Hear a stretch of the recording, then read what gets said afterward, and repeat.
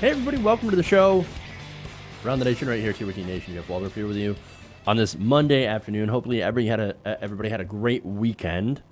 Nice and relaxing. I tried to make mine, and I still ended up doing a bunch of projects around the house, as usual, including taking off an old door. So that's fun. Like anybody who knows me knows that I'm incredibly not handy, and I'm more prone to hurt myself and screw something up than actually get a project done. And so this should be fun being able to put a door back on. Great. So anyway, that was my weekend. Again, hopefully you all had a great weekend as well. Got stuff done or tried to avoid the heat like we did in the copious amount of thunderstorms that we had, at least on Saturday. Although Sunday was pretty nice. Okay. Anyway, before I go off on a tangent about climate change, the weather, etc., let me just welcome everybody to the show. We got a good show for you guys today, including Wilbur Ross, who's in the news. That is Donald Trump's Commerce Secretary. That's fun. We'll have fun with that. Then we have a Fox contributor that finally has abandoned Donald Trump. For what reasons, I will explain. Then we have a study on how immigration does increase terrorism. Now, hold on a second here. It's actually not for the reason that you would think, and not from the people that at least the mainstream, the corporate media, right-wing media would tell you. So I have that. That's a very interesting study. I'll kind of break it down. It's really good.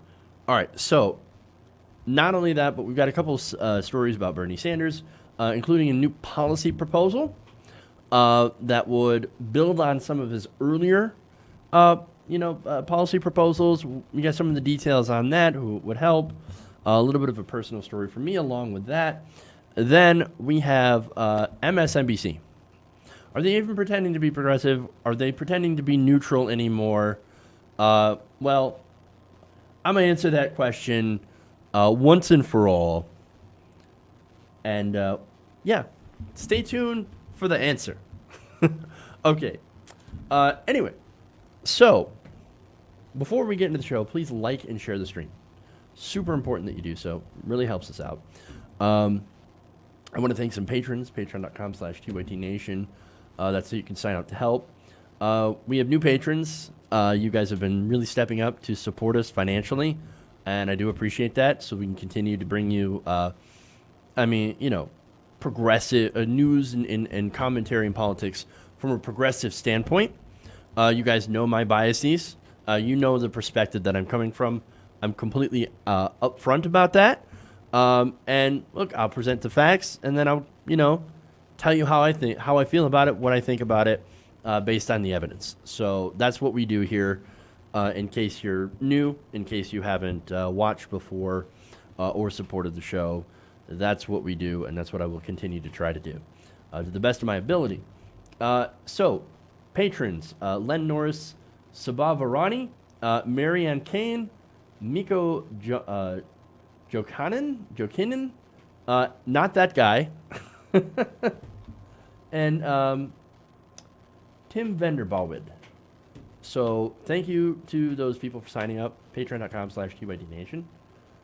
Then we also have some channel members. Let me see if we have any new channel members here, because there's a lot. Cynthia Hill, Vincent Hinton, Platypi, and Actus Magus. So thank you for all, for signing up, supporting us on YouTube. That's channel memberships, and that also goes to help the show. All right. Other things. So next week is a basically revolution rally going on in Detroit, being held by the Young Turks. I will be there. So, meet and greet, I guess. I will, we'll have some fun. We'll listen to some of the speakers. I don't know who they are, but it should be fun. So yeah, if you see me there, say hello. All right. That said, and like I said, that's happening July 30th and the 31st. So I will be there on both days. All right. That said, let's get to the news. And let's hope I did everything correctly. Okay. Here we go. Boom. All right. Now, the Trump Commerce Department is a complete and total mess. Now, according to a new article in Politico, the entire department is a disaster under the leadership of Commerce Secretary Wilbur Ross. Now, according to some of Politico's sources, who have been either they're in. Oh wow, that looks really strange. Hold on a second. Can you guys see that? That looks really strange. Hold on a second. I don't know what's going on with my graphics, but that looks very, very weird. Hold on. What is going on here? Okay, so hold on here. Yeah, exactly. That's what I'm looking at. So okay, I've got a graphics issue. He's been dead all along. The whole time. I see dead people. No, I'm kidding. So I've got some weird graphical thing going on. I don't know what the hell's going on. So let me just try to play with some things and figure out what the crap is happening. And yeah, we will. Let's see. Oh, okay, yeah, that broke it. There's some weird transparency thing going on here, and I'm not sure why. I don't know. I don't know what's going on here. But yeah, I'm gonna try to, I don't know, fix this somehow. I've never had this issue before. It's like some sort of weird reflection that's going on, and I'm not sure what it is. But weird, very, very strange. So, huh? I don't know. I've never had this happen before. This is the weirdest. This is the weirdest thing. But yeah, okay. I'm gonna take a break. And I'm gonna shut the stream down. We'll come back, and I'll try to figure out this weird problem. So, stay right here. And yeah, we'll figure this out. Weird. All right.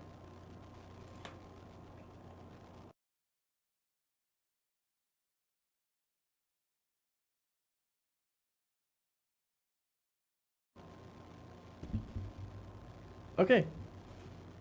All right, I think we got it fixed.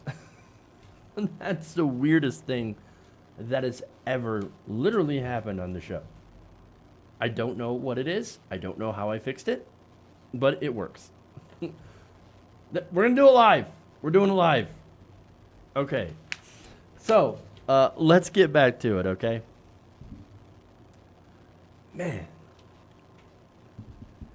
So please support independent progressive media, because shoestring budget here. That's what happens. All right.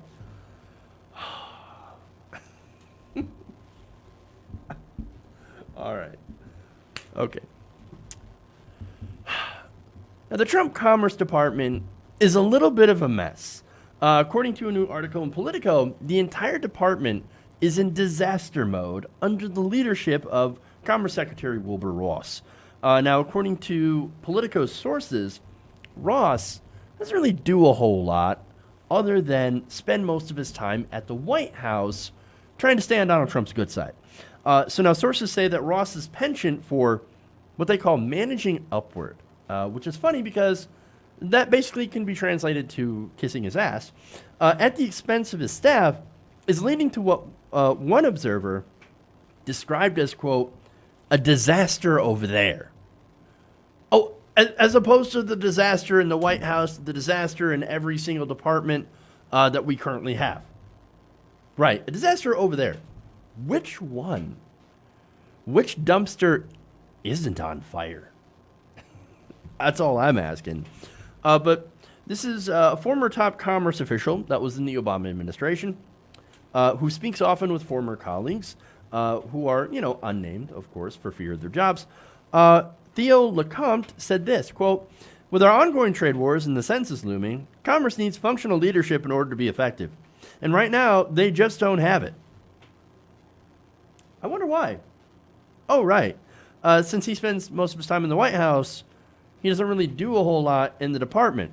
In fact, one of the major complaints from the people that work for him is that he's not there. He's AWOL, essentially. Ross, and this is according to the article, a successful investor before Trump tapped him for his current job, isn't frequently seen in the building talking to employees or rallying them to do good work.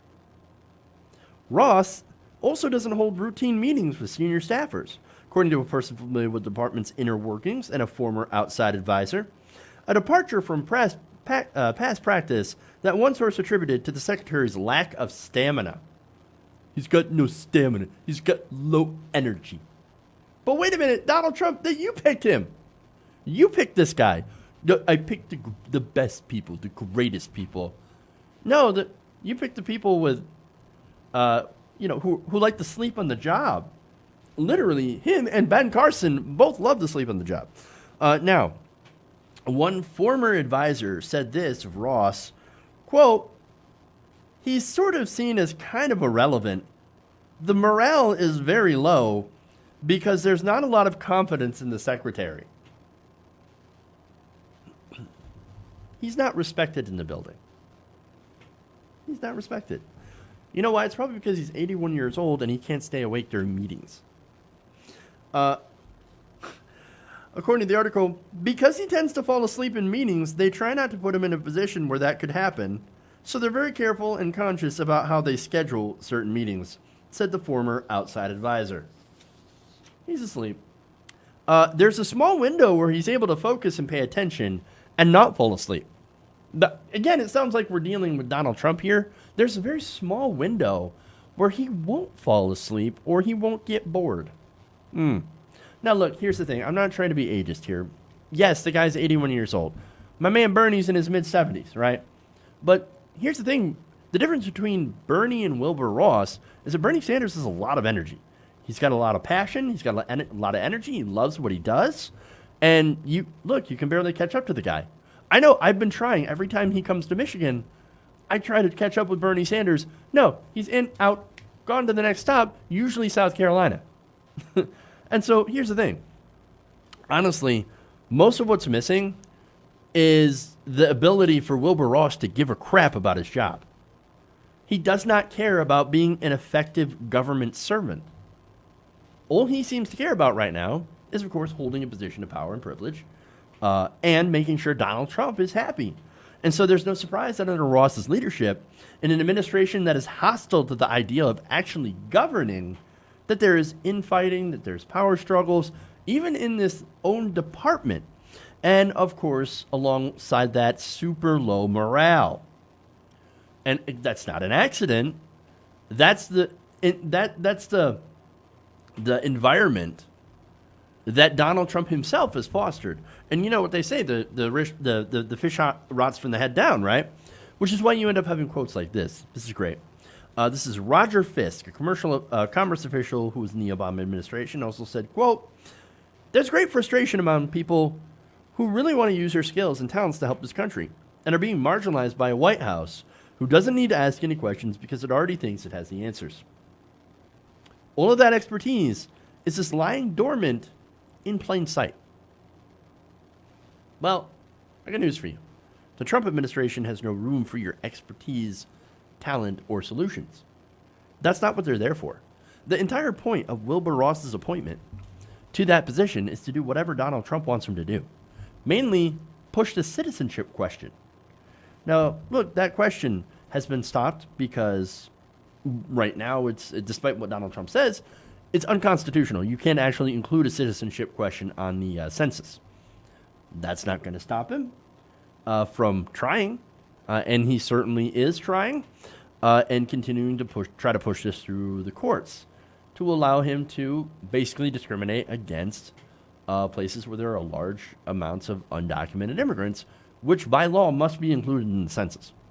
That's what the Wilbur Ross Commerce Department is doing right now. That's what they're focusing on. Nothing else, really, other than, hey, we got to do what the tyrant baby in chief wants, and so we can't really worry about anything else.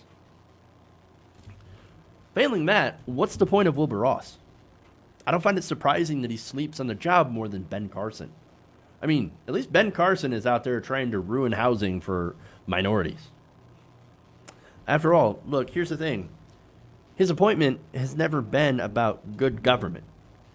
These guys, and maybe some of you would get mad with this comparison, but these guys are like Ron Swanson, except without the charm, the humanity, and actual soul. I think it's pretty clear. Okay. Let's move on.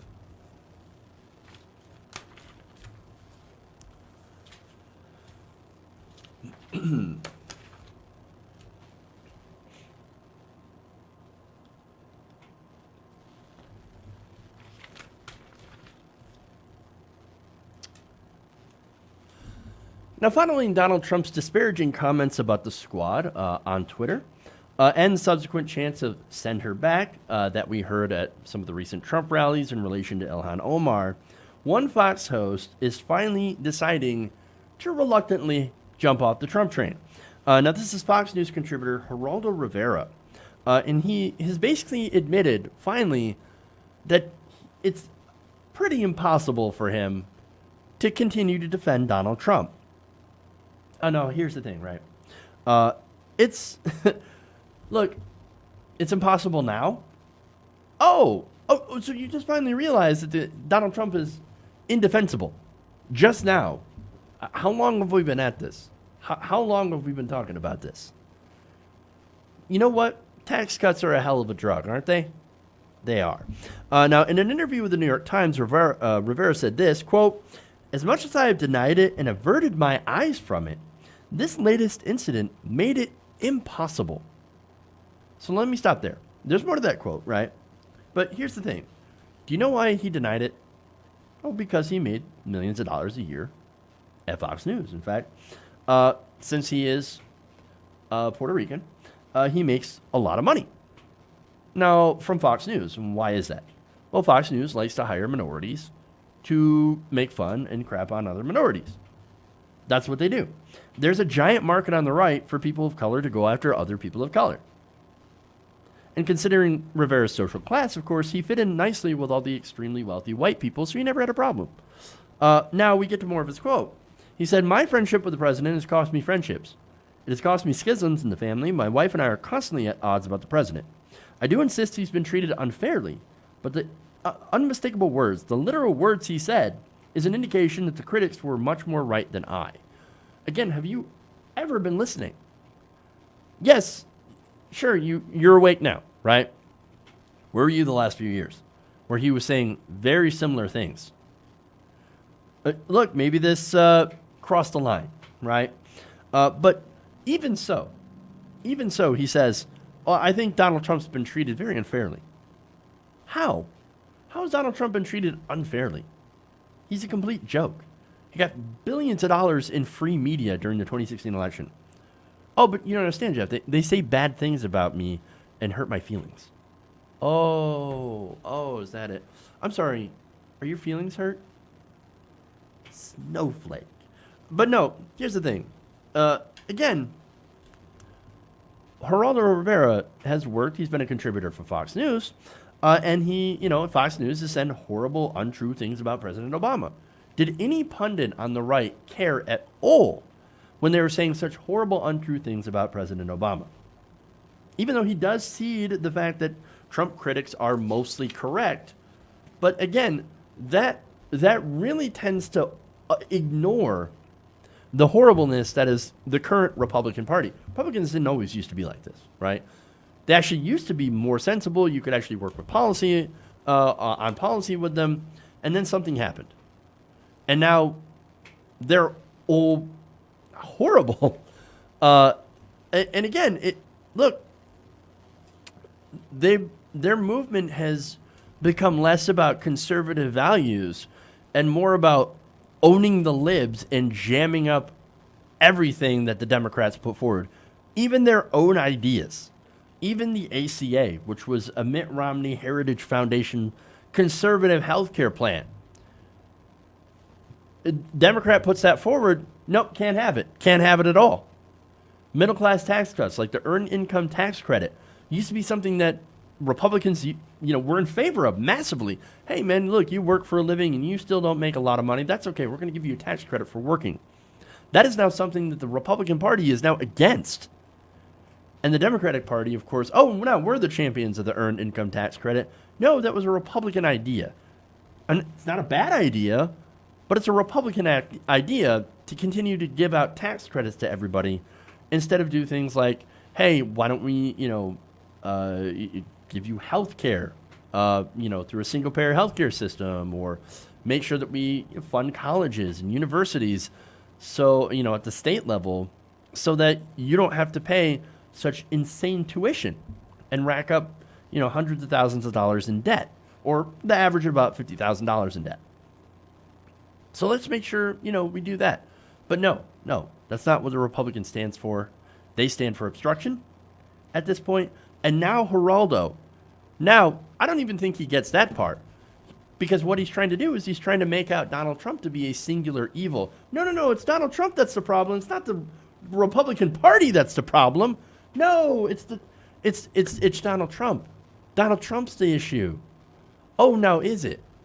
No, Donald Trump is a symptom of the disease. It is a symptom of neoliberal economic policy. It is a symptom of massive unchecked racism in the underbelly of, American society that has been stoked by the right wing for decades. Again, you've got to remember that the Republican Party ran on the Southern strategy. So, look, you want to talk about who started what, and all that, and that's fine. Where Donald Trump actually came from. A lot of it came from right-wing economic policy and, of course, right-wing pundits going on about how, this race is bad, or these guys are lazy, or they're coming to take your jobs. All that stuff, again, traced back to conservatism. So, but anyway. And what's funny is that, again, people in Geraldo's social class, they look at all the infighting that's going on right now, and they laugh. And this is all while literal fascists are marching in the street. Now, the reason that Geraldo has turned from Donald Trump, the main reason is that Trump's rhetoric finally got to him. It was about him.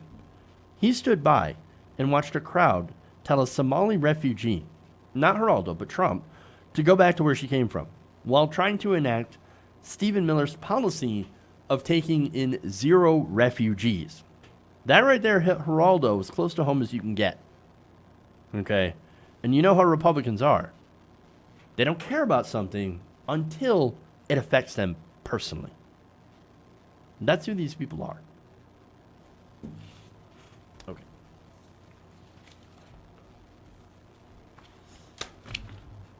All right. So let's switch to something a little bit more consequential here. Let's go to a study on immigration, the relationship between immigration and terrorism. Okay. Now, the right wing, and more accurately the far right, loves to fearmonger about terrorists coming into the countries and, killing their citizens. And it's not just here in America that we hear that rhetoric, of course. You actually hear that in a lot of countries who have seen increased migration due to wars, climate change, etc. Now, a lot of these immigrants tend to be from the Middle East. Now, in America, we have an issue with migrants coming up from Central America, Honduras, El Salvador, Guatemala. It doesn't help that we supported a coup in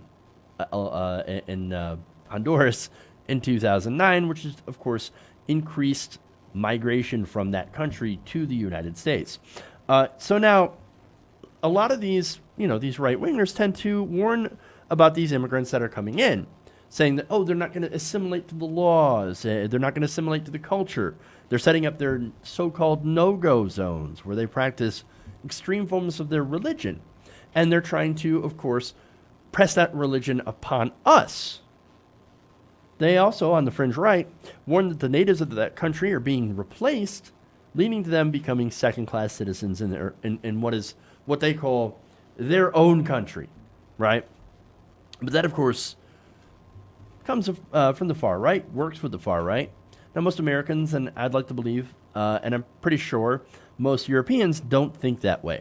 But we are all people here, and people can be afraid, and they can be scared into supporting draconian immigration policies if they're convinced that it would lead to terrorist attacks. Now, is that true? Well, okay, so there is some truth in that looser immigration laws do lead to more terrorism, right? And you have to look at the numbers, right? And you have to look at what's going on. Now, the thing is, the caveat, right, is that it's not the migrants, not the people who are coming in from those other countries that are actually doing the terror. It is actually a response from the far right. So now, as Richard J. McAlexander, who's a political science PhD candidate at Columbia, he recently wrote a Washington Post op-ed.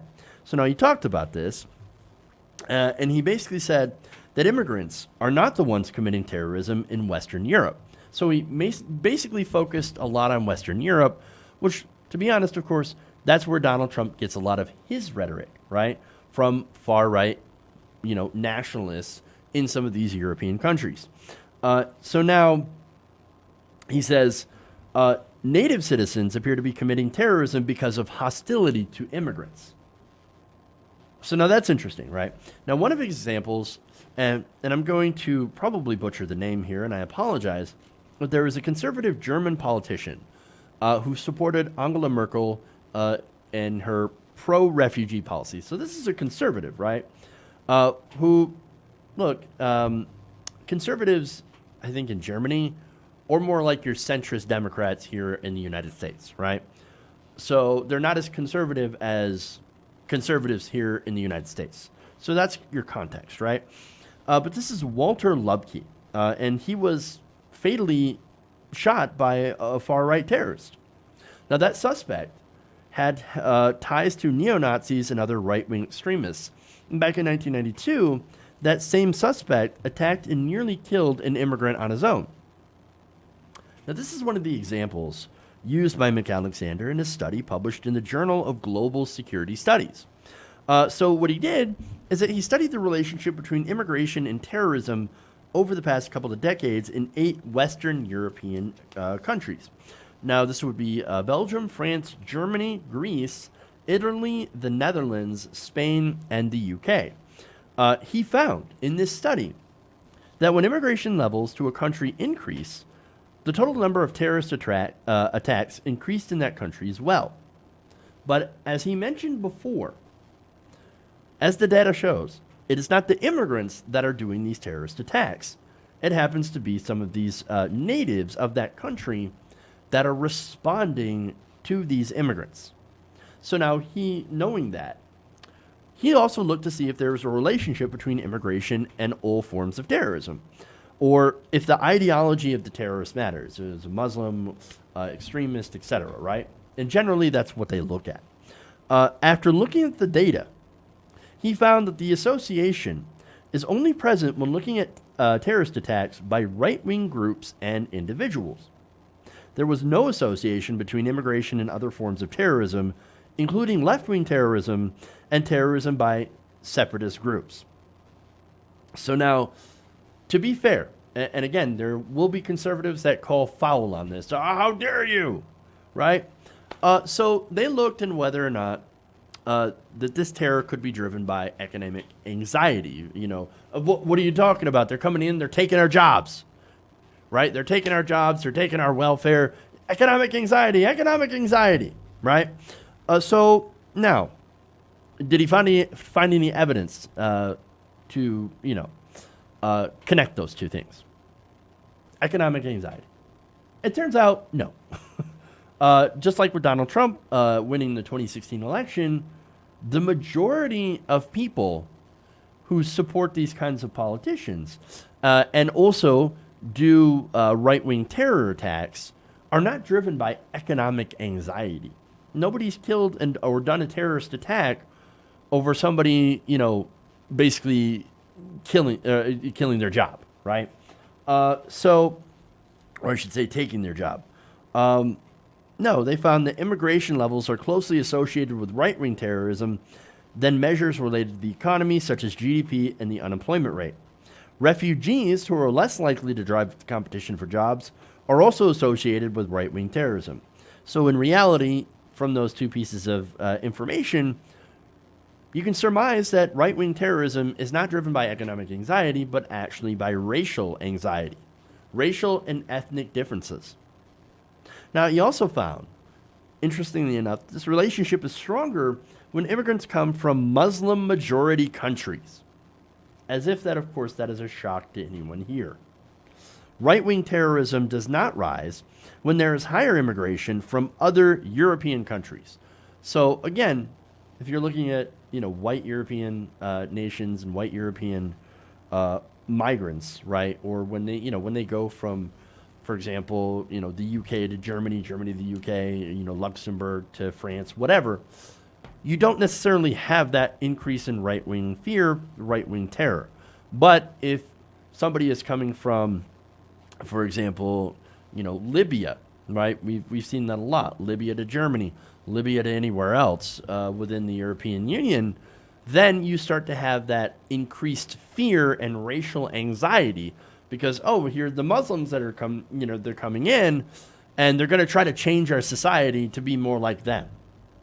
Now, that doesn't make sense to me. That argument never made sense because it's like, wait a minute, why would you make the country that you were fleeing from or that you're fleeing to like the country that you just fled from? That doesn't make any sense. You escaped that country because of the conditions there. You wouldn't want to recreate the conditions in the new country that you go to. So it doesn't make sense. It's not logical, right? It just, nobody thinks that way. But anyway, now right-wing terror, they also found, does not rise when there's a higher immigration. As I just mentioned that. Other research shows that individual support for far-right parties and policies also increases when someone has more resentment against immigrants. So that also shows that you are more likely, if you have a resentment or an anxiety against another race or religion, you are more likely to support conservative politicians and policies. So when you're afraid, you are more conservative. When you are not afraid, you tend to skew more liberal. So that basically shows that a lot of conservative policy, a lot of conservatives are there because they're afraid. There is some sort of underlying fear to their belief in these policies and in being a conservative. Now, that's fascinating. And I'm not saying that that's, true for every single one. Of course, as I mentioned before, tax cuts are a hell of a drug. Some people just love tax cuts and love deregulation. And they're like, well, I stand to make a lot of money if I'm a conservative and if I support conservative causes. So, there you go. But look, all of this suggests, as I said, that right-wing terrorism is a reaction to an out-group, a group that is not of your own. So when all that data is examined, of course, you find that there's little evidence to support the claim that letting in more immigrants is letting in more terrorists. It's just not true. Furthermore, political rhetoric condemning immigrants may also potentially stoke violence. And again, I'm butchering this here. Lubke's assassination, the far right launched a torrent of online abuse and death threats, including one by his assassin in a YouTube comment attacking his pro-refugee policy. So, here's sort of the takeaway, right? Immigrants do not pose a security risk. Right-wing extremists who hate immigrants, they're the ones that are the security risks.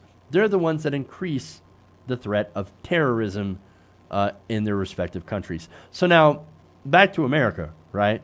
So, look, in the U.S., we have a president right now who basically continues to fuel,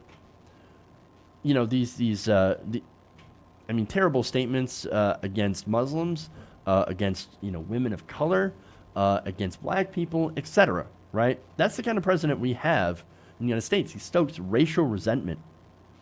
Again, he told 4 women of color that they should leave America if they hate it. And of course, that's a false allegation because there's no evidence that they hate this country. They've never said, "Oh no, we hate America." No, they're literally serving to help America, to actually make positive change in every American's life. Not just, Americans that look like them at the expense of, white America, as you should say, or as they say. No, they're trying to help everybody. College for all, right?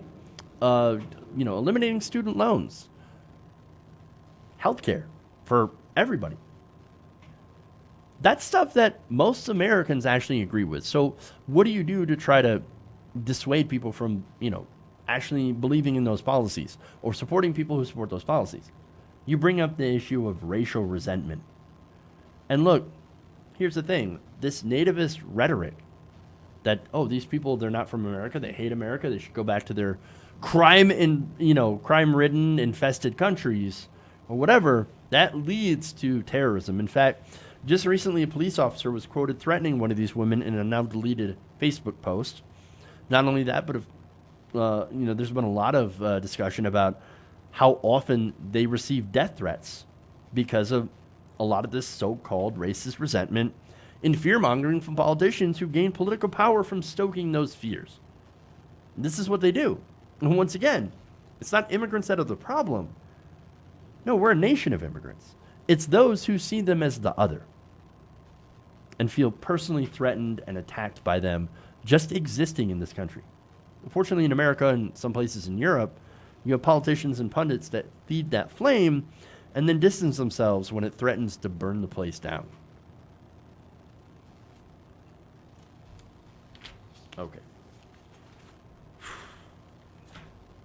So, here's what I'm going to do. I'm going to take a break. We'll come back. We got some super chats. If we've got some super chats, I'll read them. Or comments. I enjoy reading those comments, by the way. Send those comments, and we'll be back in a couple of minutes. And trust me, we've got some great stories, including the Bernie Sanders panelist that really, really hates Bernie Sanders on MSNBC. So we'll talk about that in a minute. All right. Be right back.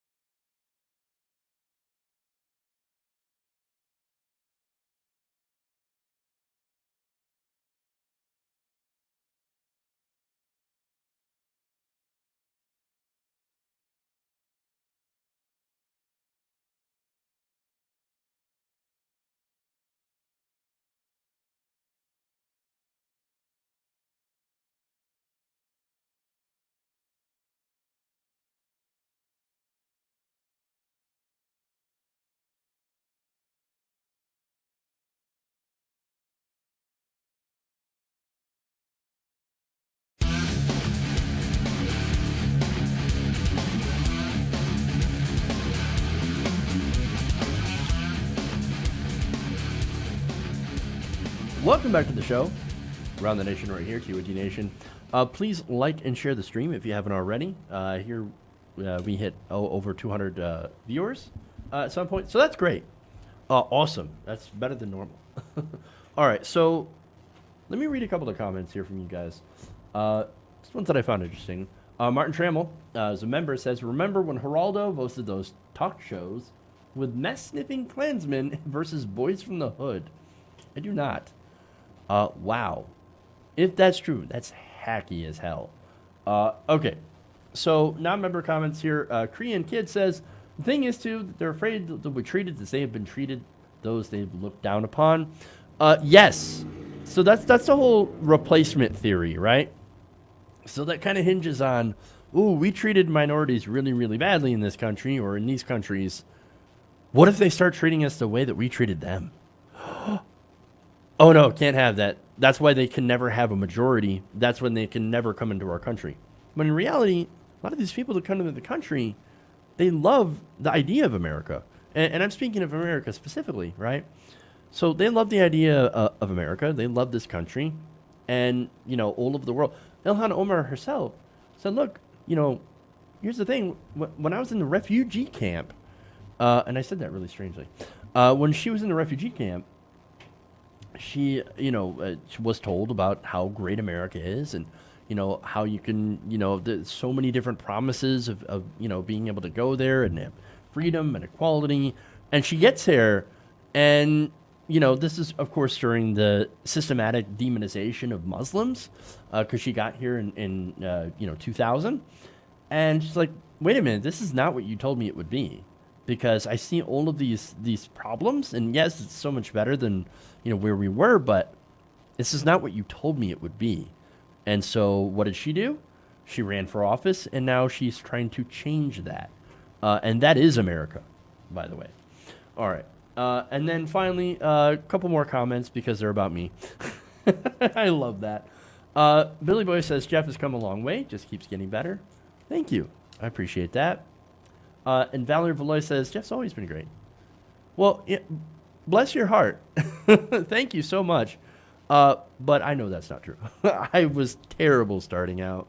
I know even those of you who were here at the beginning, and I thank you for sticking with it. I was not great. But none of us really are. None of us really are naturals, and every day you strive to do a little bit better. And, I'm glad I got to this point where so many of you do believe in me, and I appreciate that. Okay. Anyway, so let's do a couple more segments. Let's do the first one on policy. We'll talk about how Bernie Sanders wants to care about old people. Okay. There we go. So Senator Bernie Sanders, who's running in the 2020 Democratic nomination, has a new plan to help make a secure retirement a human right. Now, the plan, announced ahead of a discussion at Campaign Seniors Issues Roundtable and the AARP Presidential Forum in Iowa this weekend, would build off several of Sanders' existing proposals, including Medicare for All, slashing drug prices, and expanding Social Security. Already, those are great policies that will help millions of Americans, and of course, millions of seniors. And that's who he's trying to appeal to, because again, he is speaking to the AARP. But beyond implementing, and this according to The Hill, Medicare for All and expanding it to include dental, hearing, and vision coverage, which, by the way, I mean, we all kind of need those. Me more so than anybody, at least when it comes to vision. Sanders' healthcare plan will offer seniors supports and services at home, quote, without wait lists, asset and income restrictions, and other barriers, according to the team. Now, Sanders also said he would bolster collective bargaining rights of home care workers and enact something called a Domestic Workers' Bill of Rights to ensure safe working conditions, hoping to attract 7.8 million home health and personal care aides by 2026. So, already I've got some thoughts on that because I have some personal experience, or at least a personal connection to home health care workers, home health aides. So I'll get to that in a minute. But first, he would also offer an expansion of the 1965 Older Americans Act, which seeks to create a new office within the Administration for Community Living to study social isolation among seniors and its impact to provide grants to states and municipalities to address the issue.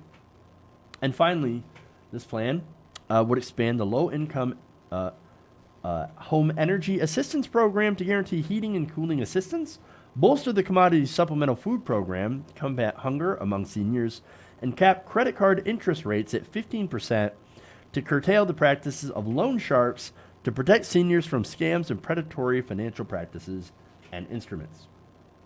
So, now Sanders wrote of his plan, quote, "Yes, we can live in a country where every senior lives in dignity and security and does not have to choose between paying for basic necessities like medicine, food, or housing.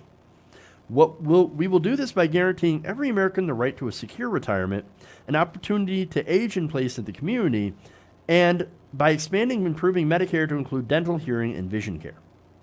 So again, this helps, of course, a lot of seniors, but you also expand Medicare for everybody. It also helps everybody. So a lot of these things not just only help seniors, but help many other people. And so I can't really find any fault with that. Now, so look, everything that Sanders has put out, by the way, kind of works in tandem with everything else. That's kind of the beauty of it, but also the danger, right? Because you take out one linchpin and other things tend to fall apart.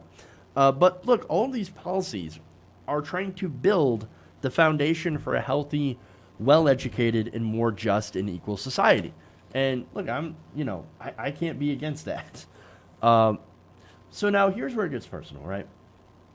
Not necessarily when it comes to the old age thing, although I have a grandma that is facing her own issues with age, and a grandpa that is taking care of her. But not only that, my mom, when I was living at home, when I was, in my teens, right? 15, 16 years old. She was a home health care worker when my stepdad got into a debilitating car accident. So after that happened, she became a primary guardian and caregiver. And I don't think I've ever shared that with anybody because it's difficult, right? But seeing how, firsthand how difficult it is to be a home health care worker, to deal with somebody who has severe mental and physical disabilities, and the types of things that you have to go through, not just as a family member, but as a home health care worker, I mean, it really gives you a perspective, right? Not an easy time in my life. Definitely not an easy time in her life. I can only imagine how difficult it was. And it just shows that the work that they do is incredible. And the people who do that work are also incredible. And especially, it's one thing to take care of a family member that has been through a debilitating accident or has just gotten, old and, certain things that happen when you get older, when certain people get older. But to see those who do it for strangers, those people are also incredible. And so I really like that domestic workers' Bill of Rights, because in reality, we do not treat those workers very well. My wife also works in this field. She is a home healthcare aide for people, for elderly people at a home. And let me tell you, personally, they're the most underpaid, underappreciated, hardest working people. So, I mean, that job, it's not for everybody, but it could be a lot better. They could treat their workers so much better. And so here's Bernie Sanders' plan that, it's just a part of it, but it will help. And it's already amazing on that front. And then, of course, you have the help for the seniors themselves, the guarantee of a secure retirement, healthcare, food, heating, etc. Now, of course, there will be a question that, hey, man, look, how are you going to pay for it? How are you going to pay for it? Because they only asked Bernie Sanders that 1 billion times. And it's funny that they never ask that question when it comes to putting in more money to the Pentagon or tax cuts for rich people and corporations. They never ask that question when it comes to policy that helps regular American people. So, I mean, it's really important to point out that, double standard. that you should have everything already paid for, etc., and a plan on how to do that when it comes to domestic policy like this that will help millions and millions of vulnerable people. And so I just love to point that out every time. Okay. So that's it. That's it on that segment. So let's move on. We got one more to go here. We're going to go over by a couple of minutes, but that's okay. A really important segment.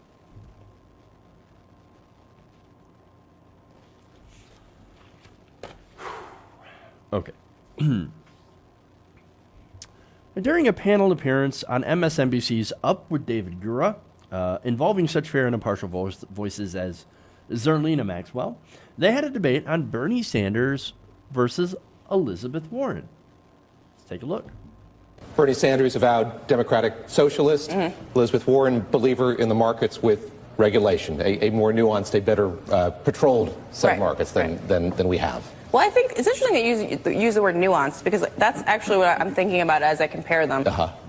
They obviously have the same, similar set of values in terms of what the government should be doing for the American people and how you should regulate that government so that it works for everybody, right?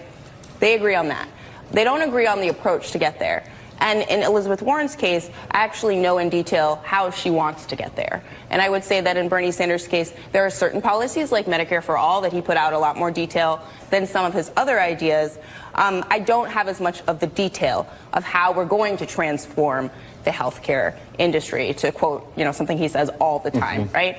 And so how are you going to transform it? Elizabeth Warren, on the one hand, will tell me exactly how. Sometimes Bernie Sanders does not. So I think it's very important to have them on the same stage at a debate so you can make that direct comparison.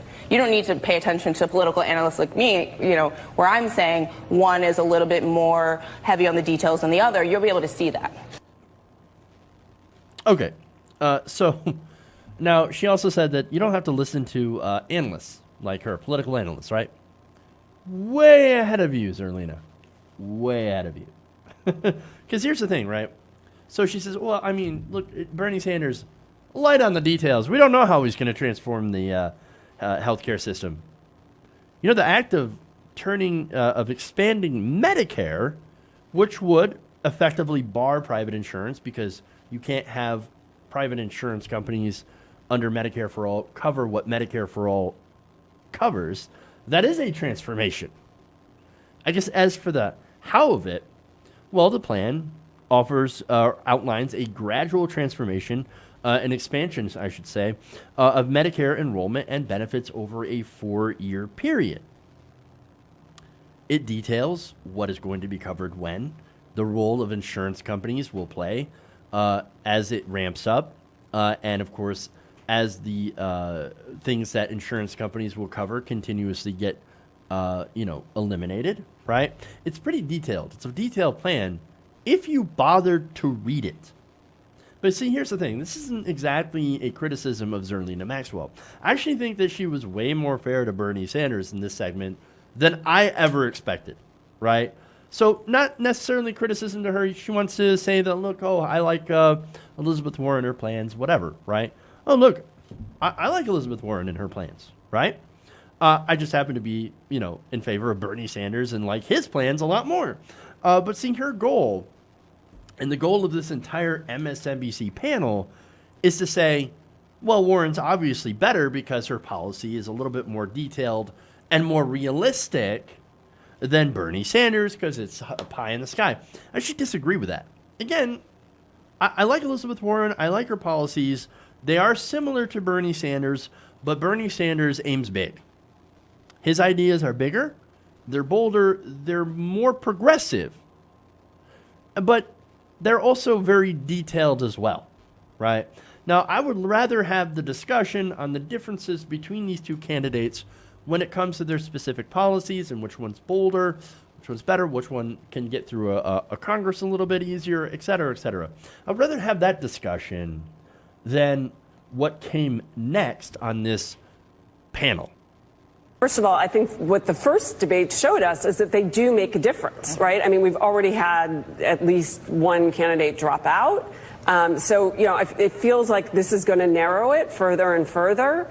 I think, having Bernie Sanders and Elizabeth Warren next to each other will really highlight, because for me, as, again, I'm not the political analyst here, but just as a woman, probably considered a somewhat moderate Democrat, Bernie Sanders makes my skin crawl, and I can't even identify for you what exactly it is, but I see him as sort of a not pro-woman candidate. And so having the two of them there, I don't understand young women who support him. And I'm hoping that having him next to her will help highlight that, because those are the people that if I were her, I would want to say, well, why are you supporting him and not me if you're going to choose between the two of us? Because they're different. Because they have different policy.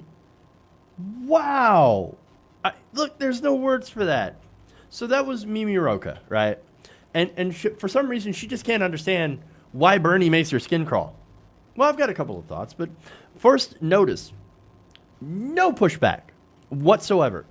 The panel, again, that they cut right to commercial after that. They're like, okay, well, up next, pushback on Donald Trump and his remarks against 4 congresswomen, right? No pushback. Zerlina Maxwell nodding her head like, oh, yep, you're a woman and he makes your skin crawl. Gotcha. No, of course there was no pushback. And look, that's because the entire panel was against Bernie Sanders from the start. This was a smear panel meant to gin up a fight between Warren and Sanders that doesn't actually exist. For one, again, Warren and Sanders aren't fighting each other. You know what they're doing? They're focusing on policy, which is really important. I think it's great. Elizabeth Warren has detailed plans, so does Bernie Sanders. Now, again, Elizabeth Warren's plans, not that bold, and there's a question of whether or not she's actually committed to some of the more progressive things. For example, Medicare for all. She continues to waffle on that, and that's greatly distressing to, progressives. They also have a completely different base of supporters. Whereas, Bernie Sanders is obviously, more progressives, where Elizabeth Warren is taking more from, Joe Biden voters, right? But still, Bernie Sanders, they're in the top 2 for people. Some people that support Warren would go for Bernie Sanders, and some of the people that support Bernie Sanders would go for Elizabeth Warren if Sanders were not in the race. So you have a little bit of that interchangeability, but at the same time, not so much. And I know that it is a bit contradictory, but she takes a lot of her support, her new support, from Joe Biden. So, but anyway, now the thing is, again, let me give you a difference in their policy, right? Elizabeth Warren's student loan debt forgiveness plan forgives up to about $50,000 in student loan debt. Well, that's great. Except that Bernie Sanders would eliminate all student debt, regardless of the cost. So that's Elizabeth Warren good, Bernie Sanders way better.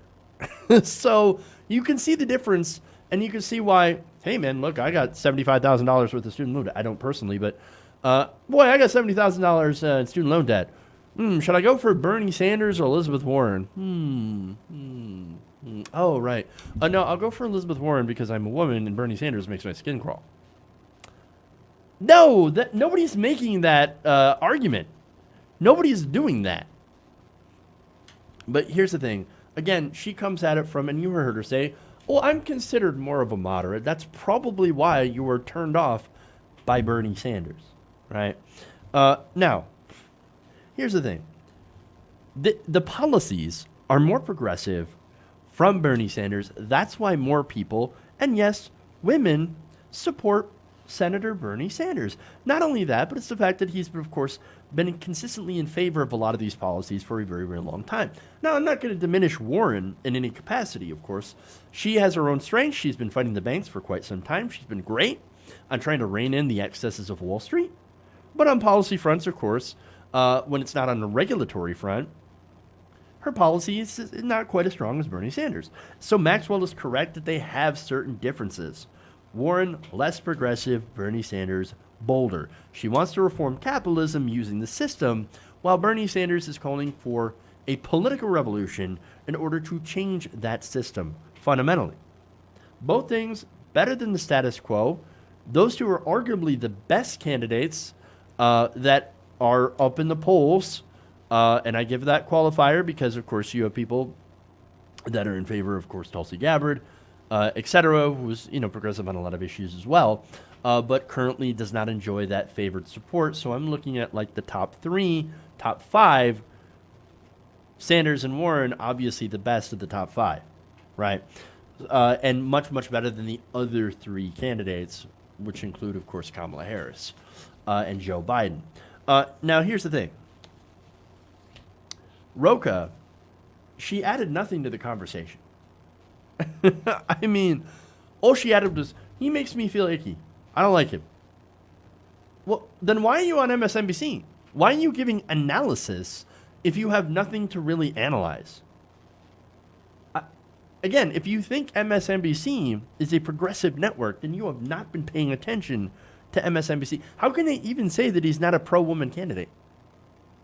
At one point in the 90s, Gloria Steinem dubbed him an honorary woman for his work in protecting reproductive rights, women's rights.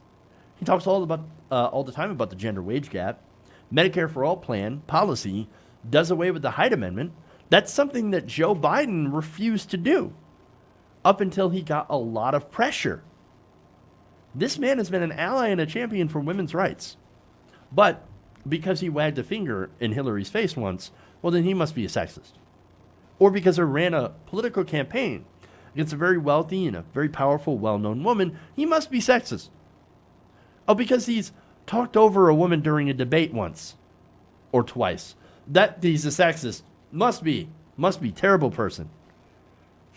Look, I don't know why, right? I don't know why she hates him so much. Even she can't put her finger on it.